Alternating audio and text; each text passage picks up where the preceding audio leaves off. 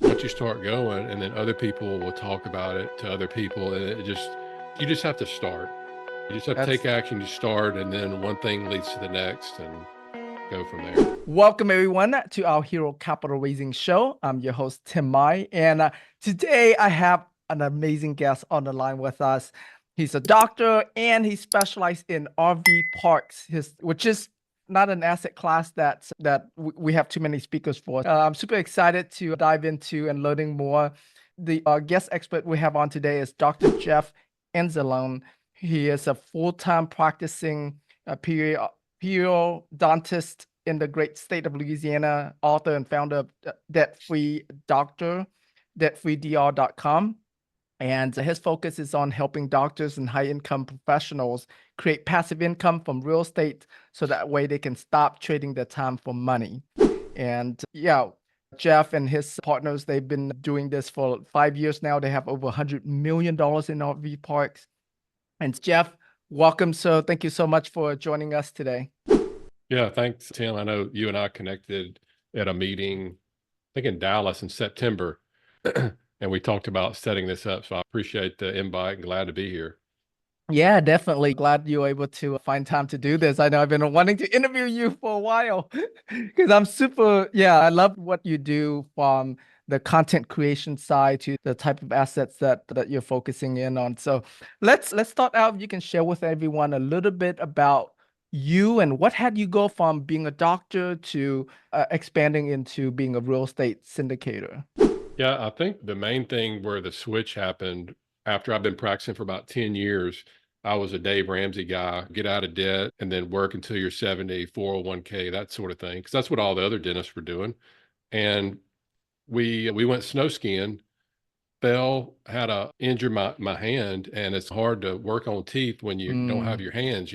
So that was my wake up call. And that really made me start questioning if I can't work, what am I going to do? Because I didn't know how to do anything else. It's not like I go work at mm, Starbucks or whatever and keep the same lifestyle that we were having.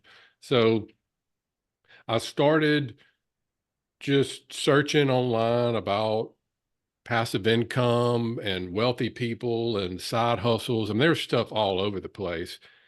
And really, to condense everything that I had at that point read and watched, was that wealthy people, the majority of them own real estate, and they had multiple income streams, and it didn't tie it into them having to go trade time for money. And I was like, this is good. This goes against everything that I learned, that we're taught in school and all that. And I learned one skill. I paid $400 because I'm a redneck from Louisiana. So I literally know how to turn a computer on and off. That's about it. And I learned the skill of how to start a blog, but not just writing a blog, but how to research, how to write it to where it's ranked on Google.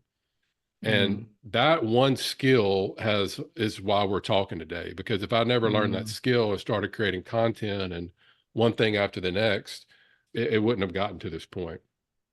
So if I could do it all over again, now this was back before AI and all that. To me now, it's more YouTube because you can build trust more with that quicker. So Mm, if I were to start, if you took everything away from me, I would start video, because with mm, video now with the AI tools and all that, you could take the transcript and make blog posts and all that and make shorts and this and that. But once I started, and I just started debtfreedoctor.com, and I started posting things in there about my journey with Dave Ramsey, and he's a big debt free guy. And then I started posting things about what I was learning about real estate, because when we went to dental school or medical school, you don't learn anything like that. What's a cap rate? What's a syndication? What's an IRR? What are all these things? And it helped me learn it because I had to go research the article and write it. And I started a little following. At that time, I was using MailChimp. That was free, MailChimp.com. That people would give me their email in return. They would automatically get an article a week. And I did that for 2 or 3 years. And then as it grew, it got a little bit too big for MailChimp. And so and then I moved over to Active Campaign. And then I was investing in syndications. as a limited partner. And this was 2020. I had a group reach out to me and they said, "Hey, Jeff, you're going to be investing in this apartment complex with us in Dallas." I said, "Yeah." They said, "You have this little following going of doctors and dentists. If we go in and do all the legal stuff and make you like a co-general partner, can you see if some of those people want to invest alongside of you?" Mm. Okay, sure. So literally, I took the emails they were sending out and I modified them to the way that I talk.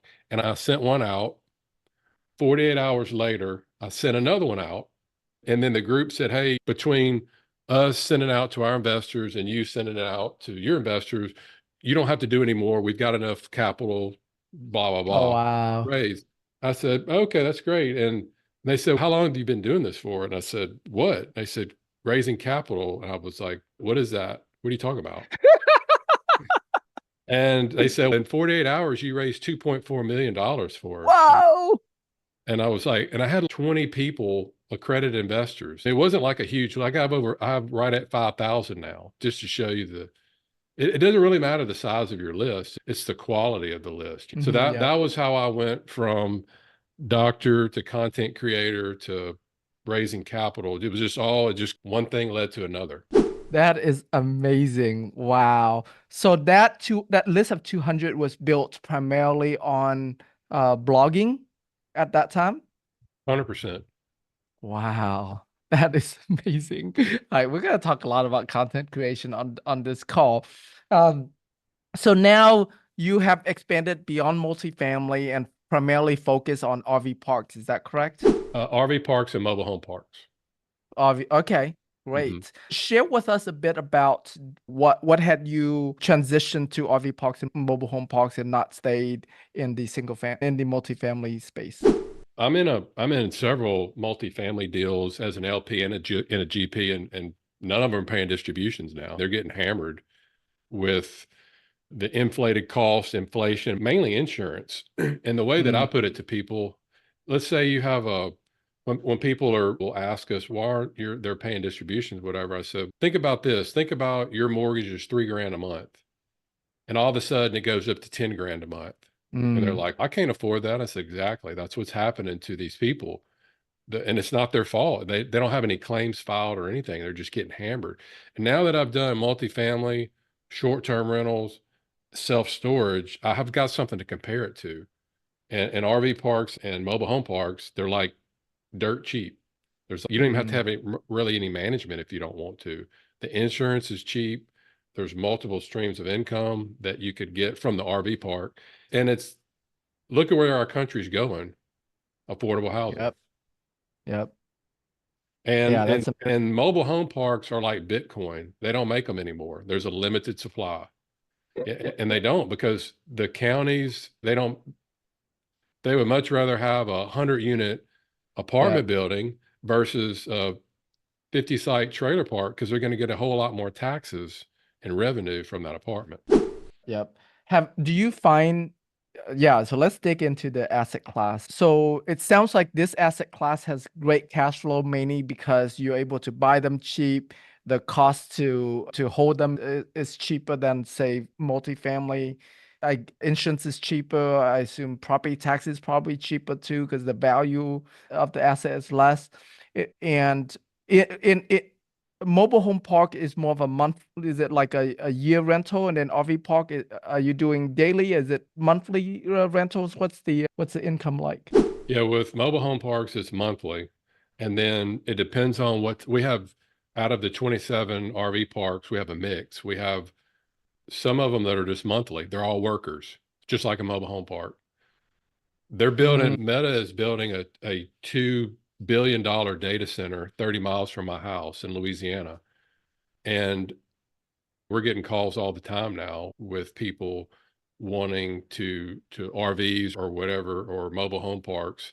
So that's a typical example of these construction crews will bring their RVs in and they'll stay I see. monthly. But also some of our parks have a mix. You've got monthly people, you've got weekly people, and then you have just the nightlies that come in. So you can change the revenue based on that.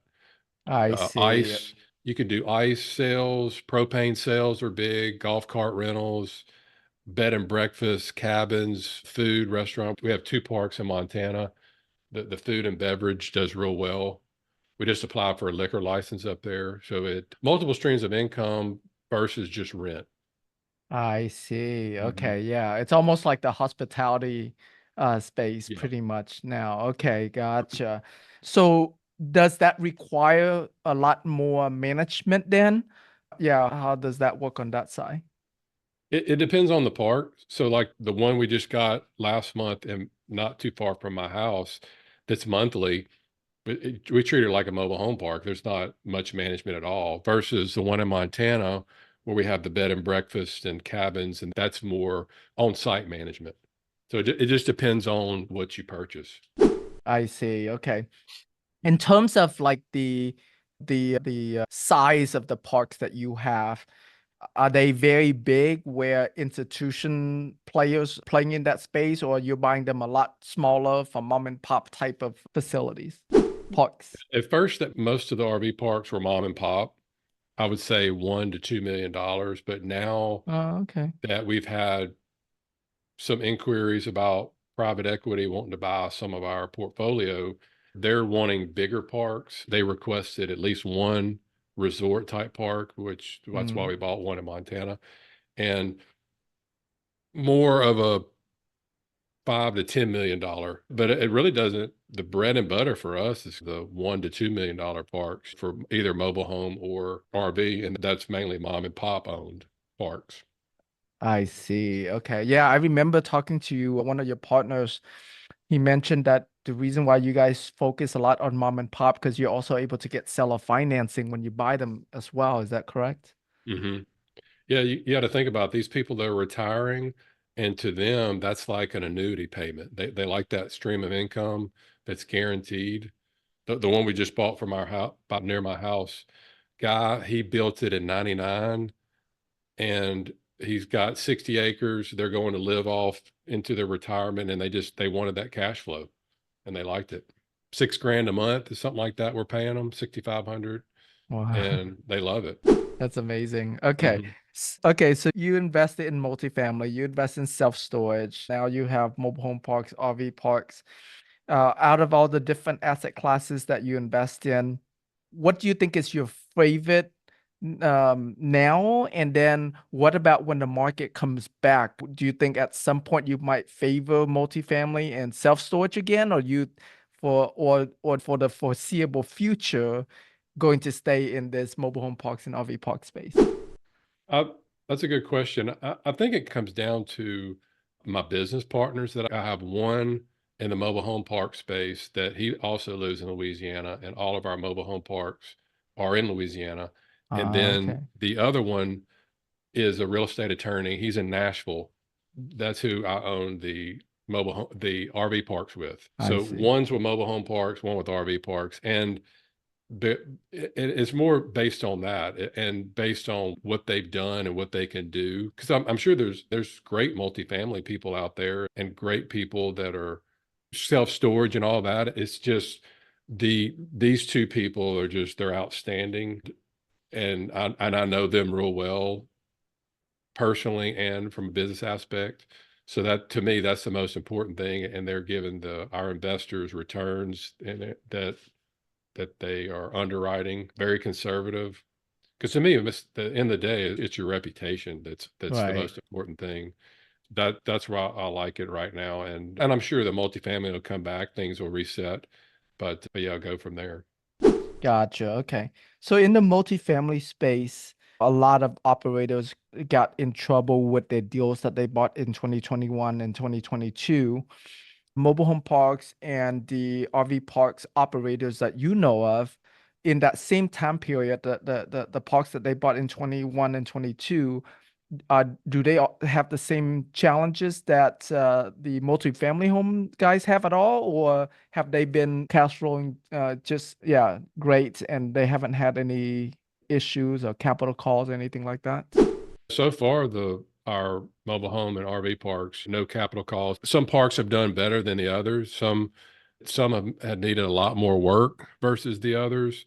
There was some that we bought that we thought were going to do real well for one reason, but that back actually did well for another reason. So it's hard to say with that, but for the most part, as far as the most profitable, paying investors, cash flowing, cheapest as far as maintenance and insurance and all that, plus the depreciation is much higher than Mm, apartments. So my CPA does tons and tons of real estate, and he said for the most part, you're going to get 60 to 80% year one depreciation on the purchase price of an RV park, a mobile home park, versus 15 to 20% on a multifamily.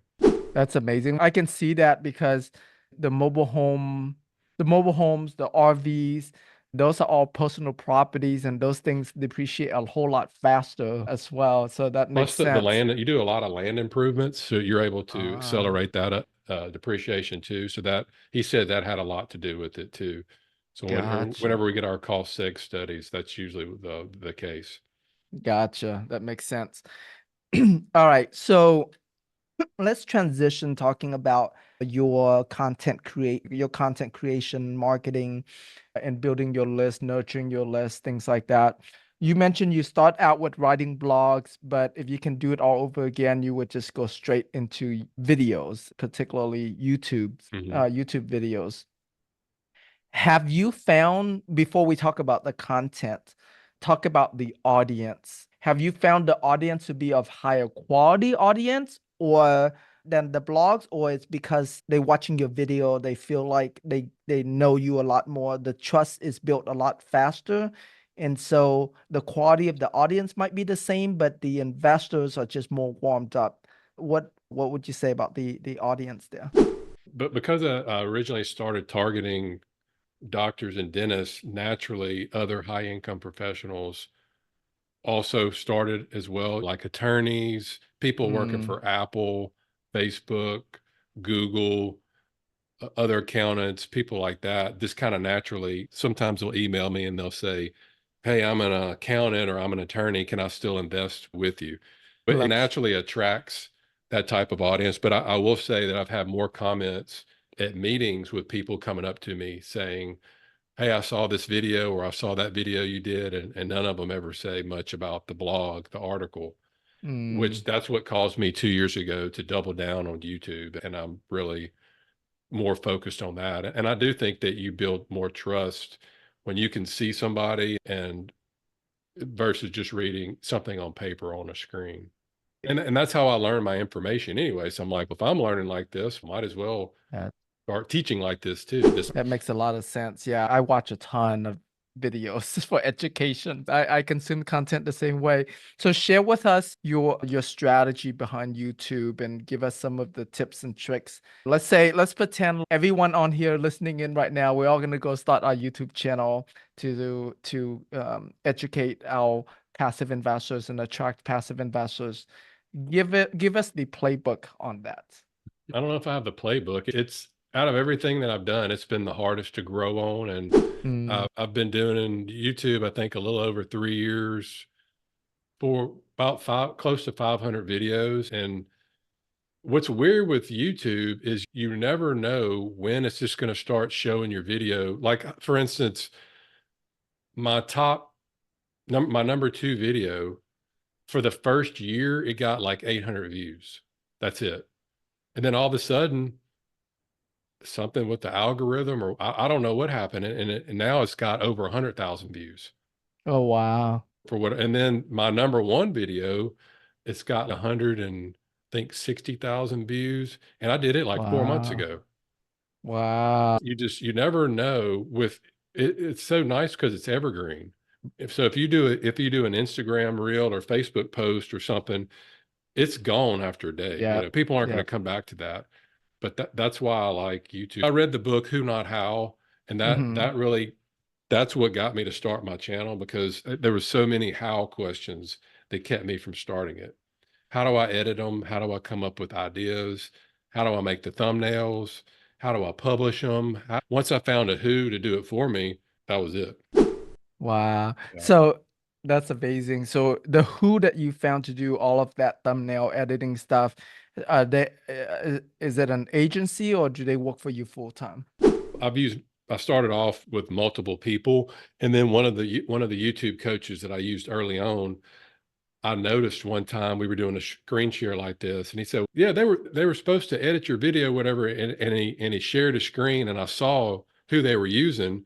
And then once I wasn't using that YouTube coach anymore, I started using that group, and they have VAs overseas, and and there's tons of them out there. I just picked the one that we were already using, but yeah, all I literally do is I'm standing in front of my web camera right now, Hmm. and this is actually a whiteboard. So I have this thing, but I usually do stuff on I the see. whiteboard, and that's it. I hit record, I do my thing, I send them the file. That's it.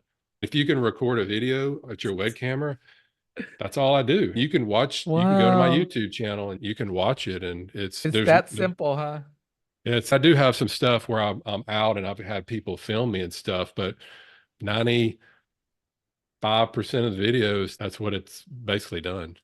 That's Wow. how Okay. I've done it. So don't let and I'll drop it in the chat over here. If people want to look at Yeah, definitely. Thank you. Yeah. people want to So look at the format. yeah, and do they do like very fancy editing, or their editing is more plain, more not as hypey, and you know how some YouTubers like they do a lot of editing and like flashy and things like that. Mhm. Is yours more a simple style editing? Yeah, they could do it as flashy or as plain as you want. I just had to, every now and then, I'd probably say once or twice a month, I'll make a comment like, hey, and do this with the B-roll, or change this out, or maybe do a little bit more, or that's too much. And then I see. it's not too flashy, but it's enough to where it keeps people interested. Gotcha. All Mhm. right, let's talk about content ideas. How do you, yeah, so what kind of content do you share? And then how do you get ideas for the content? 300 something videos is a lot of videos, right? So that's a lot It's of close to ideas. 500 videos now. 500. Wow. Okay. Yeah. So how did you come up with your topic ideas? It's actually pretty easy. It's at first I just was taking all my blog posts that were doing well and I was Mm, modifying them and change, love and that. that's easy.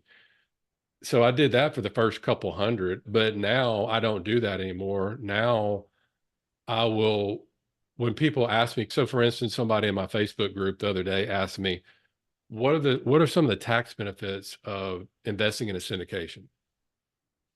That's a great video. So I'll listen to what people ask. So you want to give people, your group, your following, what they want.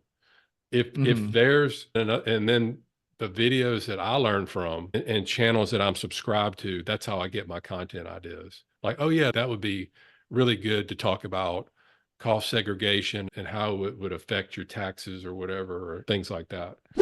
There's not a lot of content creators in our syndication space. You're probably among the top them of them, right? As far as syndications, I don't know of too many. I mean, Yeah. I'm sure there's like Grant Cardone. I mean, I guess you would Right. say, so people like that, but he's now more in doing other stuff because again, all of his multifamily, I'm sure is Yeah. not paying. So he's switched to other things. But yeah, it's a small niche. And I would encourage people to don't be generic. Like you want to talk to whatever, if you're an IT person, we'll talk to the IT people, but you're naturally going to get other people that are going to come I to your see. content. If you're an IT person or whatever, you can talk the talk. Yeah, that makes a lot of sense. I love that. So, in how do you have a formula for how long the video should be? Anything like that? Yeah, so my coach was telling me you want to do, so to get, I think, to get them to start doing ads on Hmm. your channel, you have to, and that takes the longest. That took me like a year and a half, almost 2 years. You have to have 1,000 subscribers, and you will get that before you get the watch time. The watch time, I think they have to have 4,000 hours of watch time. Most people drop off after the first, if it's a 10-minute video, after 3 or 4 minutes, they drop off. So he says he recommends minimum 10 minutes. Because if you make all Okay. these little 2 and 3 minute videos and they drop off quick, it'll take you forever to get the watch time. Ah, Does that make that makes sense? sense. Yeah, okay. Yeah, so like they watch about a third of the video or so, Hmm. and so you're trying to capture them that way. Ah, that makes a lot of sense. Okay. Hmm.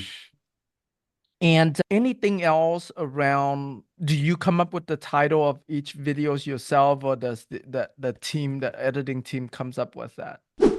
I come up with that, and again, I didn't start using Chat GPT to help me until last Ah, year. So I was coming up, I was just modifying the titles that I was already seeing out there. That if hmm. I made a video about cap rate explained or something like that, I would just modify. But now with Chat GPT and I get a lot of different content ideas, variations, and I really get it to dumb it down to eighth or ninth grade reading level, because a lot of these videos out there, they make it so complex. And when you get the AI to change it to that, it's so much easier to explain, Mm. because people are really clueless about all this stuff. And I know I was, and the simpler you can make it, I think the better. That makes a lot of sense. I love that. I never even thought of that because Hmm. I do watch some videos, especially videos on like the economy and things like that. It's pretty advanced stuff. And I never thought about putting that into ChatGPT and simplifying the language and dumbing down the language. That's amazing. What about humor? Do you use humor much in your videos? Yeah, a little bit. I don't.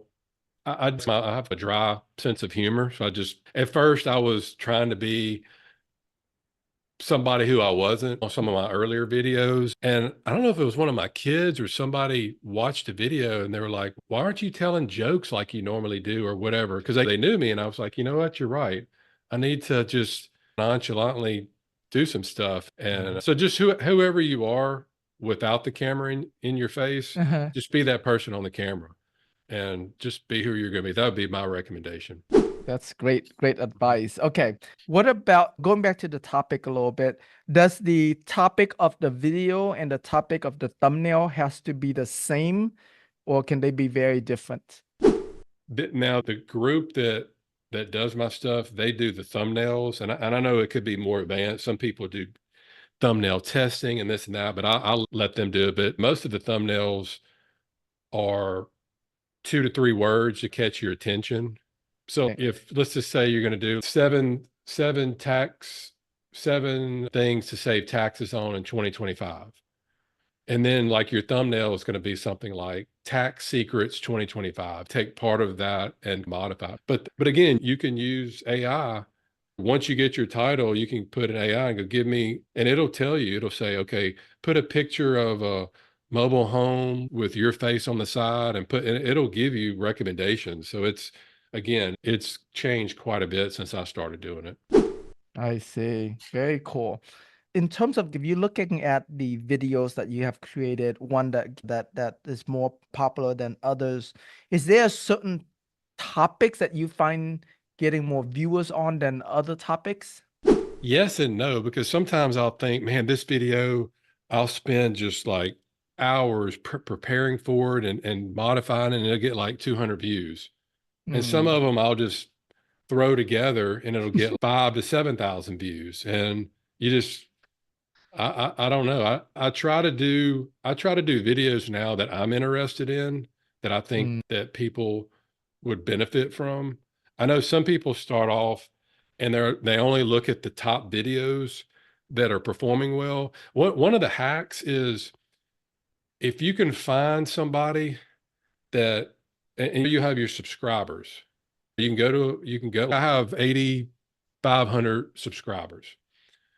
And then if you look on a channel with 8,500 subscribers, and then they have videos that are like 30,000 views or 100,000 views, like way more than subscribers, that's called the outlier.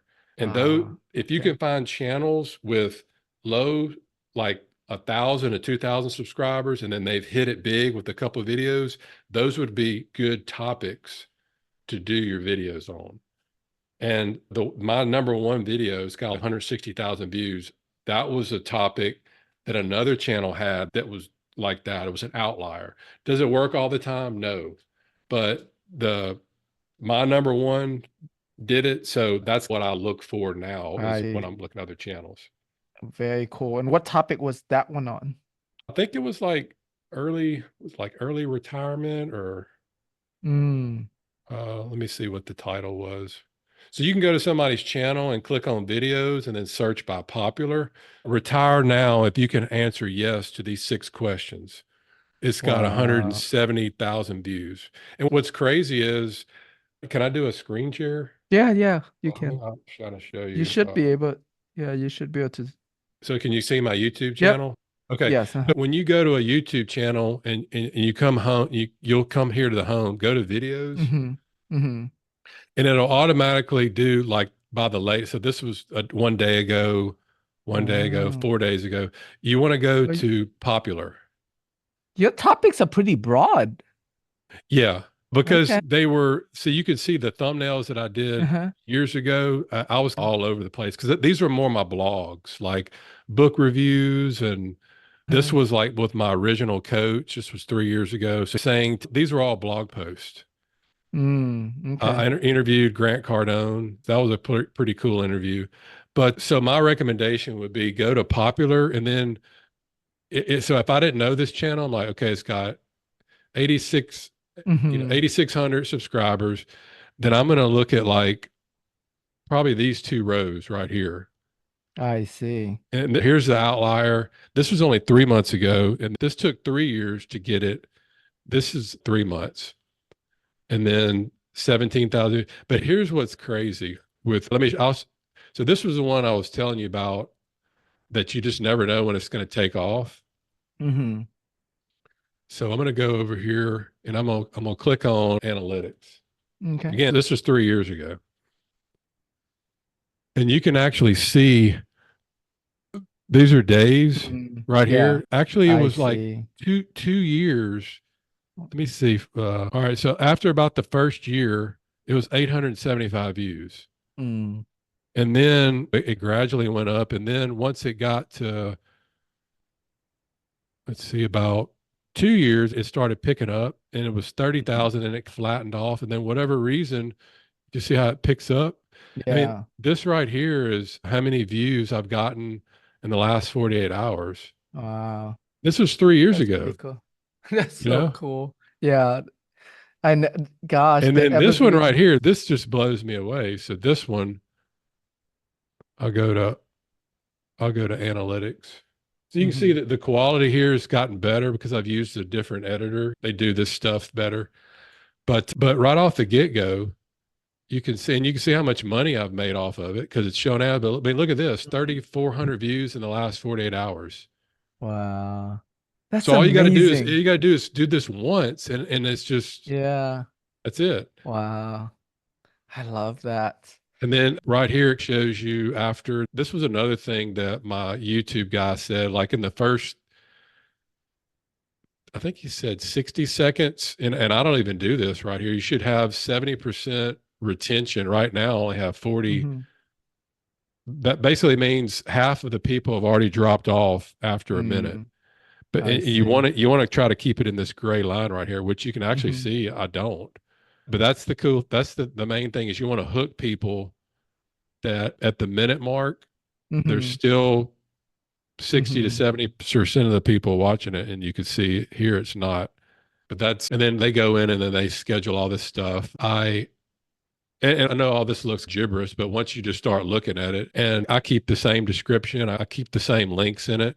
And the only thing that I really modify is just this top part where, again, Chat GPT can help you Right. write all of that. So once you get this going, it's not that bad. Okay, keep it here real quick. Keep it here real quick so we can look at Okay. your descriptions. Okay, so in your video, you educate them. Is there a call to action or anything at the end of the video? Usually, okay, that's a good point. Usually at the end of the video, to get the watch time, you always want to make sure you get them. For me, I'm always getting them to watch. I'll fast forward through here to show Hmm. you. It's called an end card. Hmm. So you always want to keep them going. So this is, let me speed it up a little bit. So what I do is I will talk about, okay, well, whatever I'm talking about at the end, I'll Hmm. say, then I'll say, look, go check out this video. and then they'll check out, and that's called an end card, and they'll put the end screen, they'll put the end card in there for you. Gotcha. Yeah, right Okay. here. So it's me pointing to this video because Okay. again, that's gonna keep the time on Yeah, on, on on your your on the channel. website, on the channel. Yeah. Gotcha. Okay. So call to action on the video is for them to watch another video. And then in the description is where you have other call to action. So I see here, yeah, you have free passive income training. Is that so that just goes straight to your website? It's not like a lead magnet? I used to have it like a lead magnet, but if Hmm. somebody goes to my website, I had it set up to where as soon as they go to the website, I boom, see. it's right here. So Yeah. the ultimate passive resource for doctors, there's like a little welcome video that I'll talk, and then this call to action is put your name in. Okay. But I've got a course right here. And then because I was talking about my taxes, I've got my affiliate link to my CPA. And then it's got my Instagram and again my website. So you can just copy and paste all this and give it to your editor. So each time they do it, they'll Hmm. use these links for it. They'll just repurpose it. Gotcha. And then you have the tagging at the bottom there. Are those very important as well for YouTube? Some people say they are, some people say they don't. I really don't know. I just do it. And then if I'm talking about something else, I'll add some hashtags in here. And again, Mhm. AI can do it. AI can, so here's my title, and then AI gives you other suggestions. You can see Mm. below here. I do know some people that they'll publish a video, and if it's not performing that well, they'll change the title to Hmm. see. I don't do all that, but there's different ways to do it. Right. One thing that I've just made a change on is I've started different playlists. So for instance, like my RV, so I have RV park investing, mobile home. So if it pertains to Mm. that, I'll add that in That there. Yeah. makes sense. I like that. I see you use vidIQ. You like it? Has it been helpful for you? I don't really use it that much. I guess I Okay. should, but now that I use AI, ChatGPT for all of Hmm. this and the title, Gotcha. I'll tell you this. So you could shows you how easy that you could do. So you could literally, let's say you like this video. Uh-huh. Okay. You probably know this, but then you may not. So you can go to more and you can go to the transcript right Uh-huh. here. Yep. And then you come over here and here's a transcript and you want to toggle this. You want to get the timestamps off. So then you can go in here and you can copy this. Hmm. All right. So I'm going to copy it and then I'm going to go to Chat GPT. Hmm. This is pretty much my process. So do you have time for me to do this? Yes, we Okay. So do. I'll put like act as an expert copywriter and read this and answer. And there's multiple different ways that you can do this, but this is my process. So I'll just act as an expert copywriter. So you want to prompt it, read this and answer okay. And I'll paste that in there. Okay. So it's read it. So then now with that, you could say, first thing you can just say is proofread. So it'll go through and it'll clean up the text. Again, you don't want to copy word for word, but you want to kind of, so now you have somebody's YouTube transcript and now it's a blog post Mm. that you can change it up. So then I'm going to go Right. in there and I'm going to say rewrite on a ninth grade level. And it'll Some go people say through. it's some people say even sixth grade level. Have you Yeah, found? Donald Trump, they said that he won presidency in 2016 Uh-huh. and 2024. And they went back and all of his stuff was written, all of his marketing was on a second grade level. Second grade. Second. So Wow. now that we have it dumbed down, so then now what I do, again, I'm acting like this is not my video. So now I'm going to go in here and I'm going to just start changing up to basically we'll add some stuff about me. We'll go make Mm. it to doctor's dentist. So that's it. This is a really easy way Mm. to to get some ideas, you could just say make an Yeah. outline or whatever. So if you don't want to do it like that, you could just do an outline, and then now you can fill it in based on your experience. So and I didn't have this for the first 400 videos. I was Mm, doing all this stuff on paper. But if you use all this, there's literally no excuse. Why try reinvent the wheel? There's right. no excuse why you can't do this with AI. You can take somebody's that has a low subscriber count with an outlier video, change it in Chat GPT. Chat GPT, I have a section in Chat GPT that knows all about me. I put blog posts in, I put YouTube videos, and it knows how I talk, it knows my audience. So I could put it in there and it could change it up. So it's so easy now. It's like idiot proof. So there's no reason why somebody can't do a blog or YouTube channel or whatever. It's Right. So just do you all they got to still, in addition to doing the YouTube videos, do you still also post on your blog as well? Post the article version of that video on your blog? Yeah, I do because I still do blogs. And because I know how to do it, and now I can use AI to do it. I have all kinds of AI software to help me with it. And it used to take me 6 hours to research and write a blog. Now it's like 45 minutes.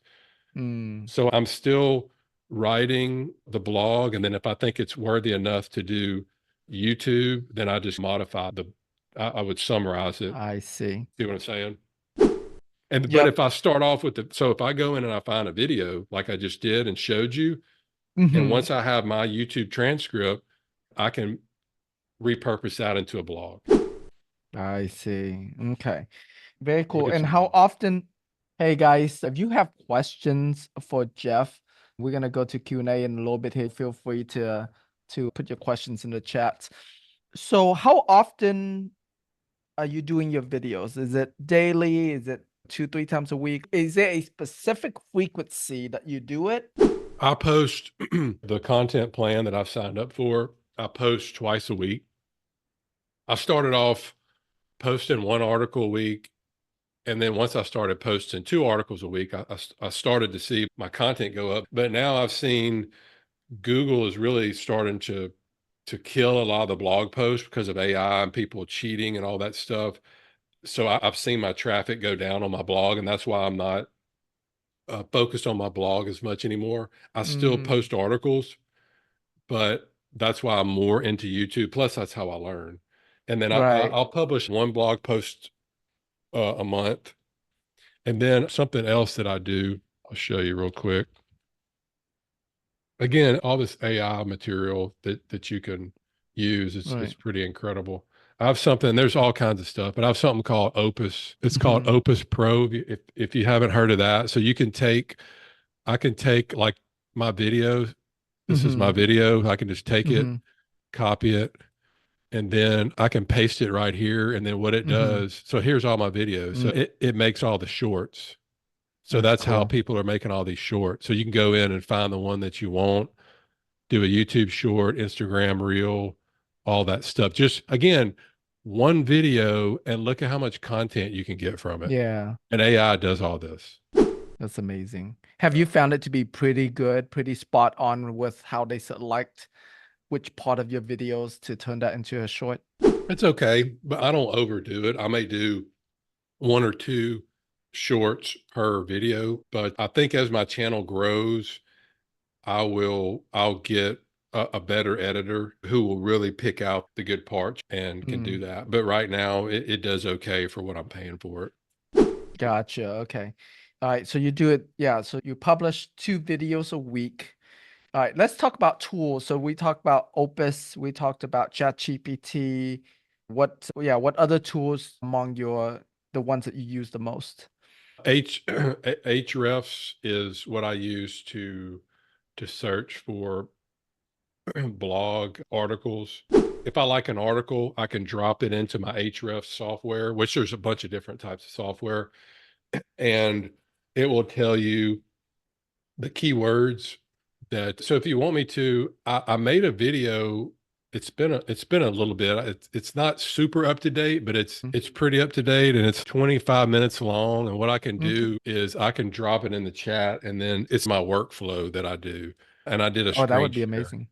Yeah, so I did a blog. I did how I research for the blog. I don't.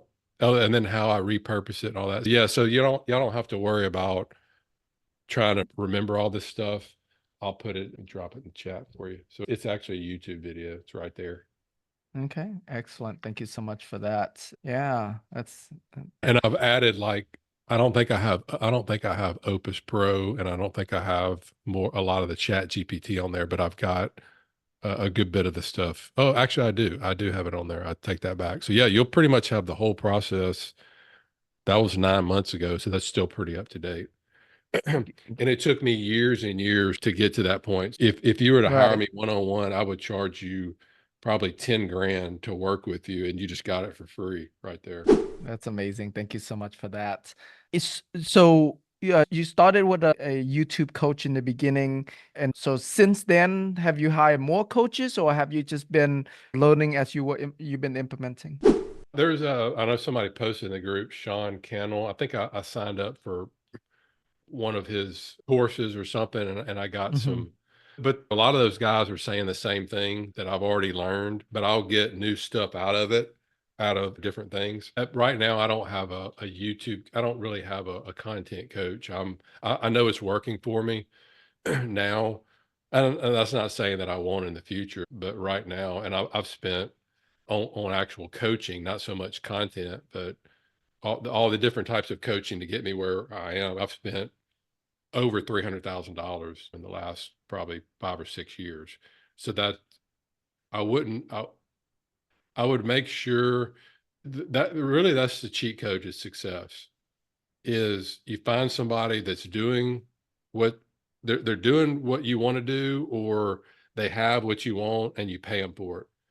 If not, it's going to take you years to do it to where you could do it in 4 to 6 months. And then once you Right. have that skill in 4 to 6 months, boom, you're ready to go. Plus, they're going to Right. hold you accountable to it too. Yeah, very cool. Man, this is amazing. Okay, so they watch your videos, they go to your website, they get on your mailing list, and then that's when you communicate with them about deals. Have you ever do videos directly for a 506C deal on your channel? I don't think we've ever posted those on the channel. Like we'll have webinars like this to our Mm-hmm. investor group, and then we'll record the video like you're recording right now, Mm-hmm. and then we'll send that out. But I've never done. I guess I could, but by the Yeah. time it's Okay. posted on YouTube and somebody watches it, it's already That's subscribed. true. That is very true. Okay, yeah. So the whole purpose behind YouTube, use it to like a lead generation tool, educate the investors, getting them to your website, them subscribed to your list, and then you do webinars and other things to nurture that. Anything else that you do to nurture that relationship once they are in your list? I have a email sequence, an active campaign that I'll modify it probably once a year. Like, so for instance, I just started a Facebook group this year. So I went back in some of the video and some of the emails. So right when somebody subscribes, so now I'll put in there, if you want to join if you want to join a community of like-minded people, click here. So you always want to update it. I think it's 7 or 8 email sequence that they get over the course of maybe a month or so to warm them Mm-hmm. up a little bit, tell them my story, that sort of thing. And then after that, because they're on my list, anytime I post an article or a YouTube video or whatever, I have 2 different lists. So when you come into my website, like you saw, you're on the content list. And then if you want to join my investor group and you're accredited, that's a separate list. But once you're on Ah, the accredited, it's called the Passive Investor Circle. That list, you get the content too, but the content people don't get access to the deals. interesting. Okay. So I've Yeah. got like right at 5,000 people on my passive investor circle list, but there's 8,500 people in my whole, of the 8,500 people that get my content, 5,000 Mm-hmm. of them are to get my deal flow. I see. I like that. Okay. And then in whenever you go, if you take the last few deals as an example, what would you say are the percentage of people that are new investing with you for the first time that is not an existing investor nor a referral from an existing investor? I'm just trying to get an idea of the new leads that you get in. 95% of the people. Wow. That's huge. Yeah. Wow. Okay, I'm doubling down on this YouTube thing. That's amazing. Wow. Okay. And so can you share like how fast your investor list is growing per month? I think I'm adding anywhere from 80 to 150 new people per month, something like Okay. that. That's good. Yeah. Yeah. And if you're the type of person that runs Facebook ads, you could get more if you wanted to, Right. but this is But mostly just organic. yeah, for organic, that's amazing. Ads cost a pretty penny to do Yeah. to get the same amount of investor leads that you're getting. The thing That's is, yeah, once you start going and then other people will talk about it to other people, and you just have to start. You just have to take that's action, you start, and then one thing leads to the next and go from there. yeah, that's Like amazing. that. Yep. So Jeff, for those that want to reach out to you, connect with you, first of all, everyone go subscribe to Jeff's channel. That's number one thing we all need to do. And then second, where do you want to send them? How to best connect with you, Jeff? Yeah, they could go to my website, connect with me there. I'm pretty active on Instagram. You could trying to remember what my Instagram channel is. Let's see. It's where is it right here? I'll copy it. At Dr. Jeff Anzalone. So I'll put the little at sign. Okay. And then you could just you can like instant message me on that Okay. right there. Do you always share your YouTube, like whenever you publish on YouTube, you promote it on Instagram to drive traffic from Instagram to YouTube as well? Yeah. Yeah. Because I want everything on to start with YouTube and then go from there. Yeah. So I want to promote on YouTube. Yep. Very good. Jeff, thank you so much. Really appreciate you being on our show today.